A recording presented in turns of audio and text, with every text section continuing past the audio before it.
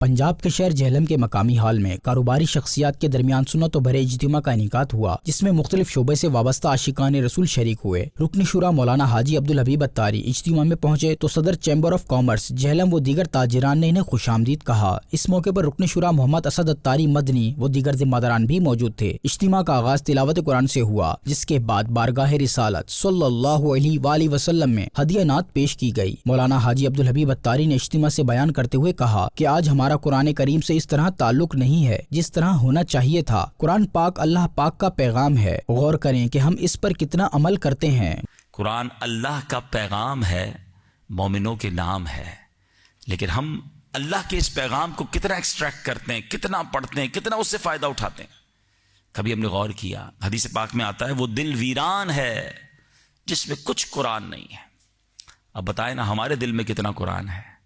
ہم غور کریں کہ پورا دن گزر جاتا ہے ہم قرآن نہیں پڑھتے۔ اتنا کیوں ہے ڈسٹنس ہمارا اور قرآن کا؟ کبھی ہم نے سوچا؟ مولانا عبدالحبیب اتاری نے کاروباری شخصیات کو اپنی نماز کو درست انداز میں ادا کرنے کی ترغیب دیتے ہوئے کہا کہ نماز کے فرائض و شرائط، وضو و غسل کے فرائض و شرائط، جن کا سیکھنا ہمارے لیے انتہائی ضروری ہے۔ اسی سلسلے میں دعوت اسلامی نے فیضان نماز کورس ڈیزائن کیا ہے، جس میں شریک ہو کر ہم اپنی نمازوں کو درست کر سکتے ہیں۔ اگر ہماری نماز صحیح ہوگی تو اس کا فیضان بھی ملتا رہے گا۔ اجتماع کے اختتام پر دعا کا سلسلہ بھی ہوا۔ رکن شورا مرکزی جامعۃ المدینہ جہلم بھی گئے، جہاں طلباء و اساتذہ کرام نے انہیں خوش آمدید کہا۔ اس موقع پر گفتگو کرتے ہوئے مولانا عبدالحبیب اتاری نے کہا کہ دعوت اسلامی آج جس مقام پر ہے، اس کے لیے ہم خواب دیکھا کرتے تھے کہ دعوت اسلامی دنیا بھر میں دین متین کی خدمت کر سکے۔ کوئی بھی شعبہ ایسا نہ ہو جہاں دعوت اسلامی اسلام کی ترویج و اشاعت نہ کر سکے۔ آج اللہ کریم کے فضل و کرم سے وہ دن بھی آ پہنچا ہے کہ دعوت اسلامی دنیا کے کئی ممالک اور بے شمار شعبوں میں دین اسلام کا پیغام پہنچا رہی ہے۔ ہر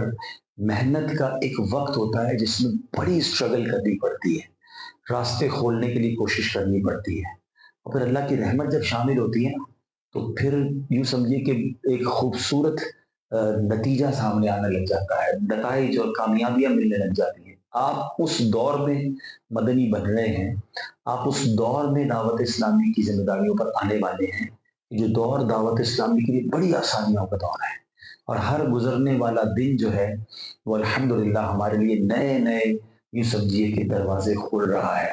نئے ممالک میں کام شروع ہو رہے ہیں، جدھر جاتے ہیں لوگ مدنی مانگتے ہیں، امام مانگتے ہیں، مبلغ مانگتے ہیں، اور ہم جہاں جاتے ہیں وہاں اس کے بعد ہمیں ضرورت آپ ہی کی پڑتی ہے۔ تو میرے بچوں، اپنے آپ کو ایسا بنانا، ایسی پڑھائی کرنا، ایسا دینی کام کرنا، اتنا پازیٹیو مائنڈ رہنا کہ آپ دعوت اسلامی کے بڑے کام کر سکیں۔